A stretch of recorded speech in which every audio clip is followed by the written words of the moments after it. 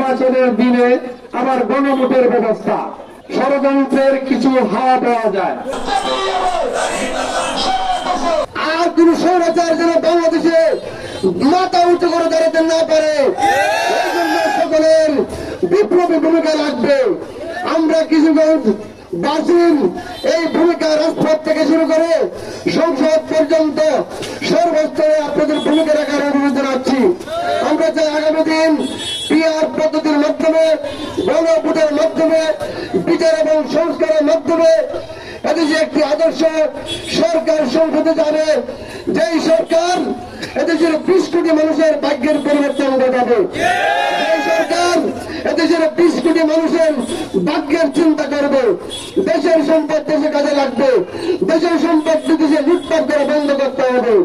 আমরা আপনাদেরকে মাঠে সুচ্চার থেকে আগামী দিন ইসলামী আন্দোলনের পক্ষে, বাংলাদেশ জামাত ইসলামের পক্ষে আপনারা গণভোট দিয়ে এবং হার পক্ষে গণভোট দিয়ে এদেশে একটি ইসলাম রাষ্ট্র কায়েম করার জন্য সর্বাত্মক সহযোগিতা কামনা করে ডক্টর ইউনূসকে আমরা প্রধান উপদেষ্টাকে ধন্যবাদ জানাই প্রথমে যে জুলাই সনদে তিনি একটা প্রজ্ঞাপন জারি করেছেন, কিন্তু এখানে কিছু ষড়যন্ত্র পাওয়া যায়। যেমন একই দিনে নির্বাচনের দিনে আবার গণভোটের ব্যবস্থা, এটাতে যেন ষড়যন্ত্রের কিছু হাওয়া পাওয়া যায়, কিছু বাতাস পাওয়া যায়, কিছু গন্ধ পাওয়া যায়। এর পূর্বের আচরণে আমরা সেই গন্ধটুকু পেয়ে থাকি। আর দ্বিতীয় বিষয় হলো যে নির্বাচনটা হবে, গণভোট হবে। এই গণভোটের 4টা গুচ্ছ তৈরি করা হয়েছে। এটা এই বাংলাদেশের জনগণ বুদ্ধিমান নয়। এই 4টে বিষয়ে কিভাবে হা না হবে, এই ক্ষেত্রে প্রথম গুচ্ছতে যদি কেউ বলে আমি হা দিব, কেউ বলে না দিব, এটা কিভাবে দিবে? দ্বিতীয় গুচ্ছ, তৃতীয় গুচ্ছ, চতুর্থ গুচ্ছ, 4টা গুচ্ছ পরিণত করা হয়েছে। মাত্র 30% টাকায় জমির মালিক হয়ে নতুন বাংলাদেশের গড়ে তোলার স্বপ্ন দেখা বাংলা বসতি। অথচ একটা গণভোট হওয়ার জন্য একটি গুচ্ছে হা এবং না ভোট হওয়া দরকার।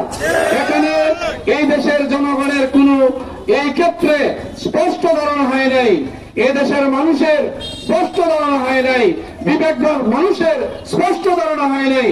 ডক্টর মোহাম্মদ ইউনূস অত্যন্ত সম্মানিত মানুষ, শ্রদ্ধাভাজন মানুষ, এই দেশের মানুষ শ্রদ্ধা করে, সারা বিশ্ব জুড়ে শ্রদ্ধা করে। কিন্তু আপনি এমন এক পরিণতি ঘটাবেন না যে পরিণতির কারণে সেই বাংলাদেশ ঘৃণা করবে, সারা বিশ্ব ঘৃণা করবে।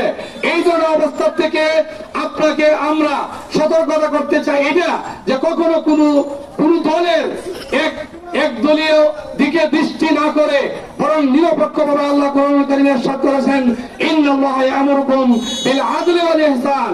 আল্লাহ বলেন আদল এবং ইহসান, 2টা পদ্ধতিতে তোমরা সমাজ ব্যবস্থা কায়েম করো।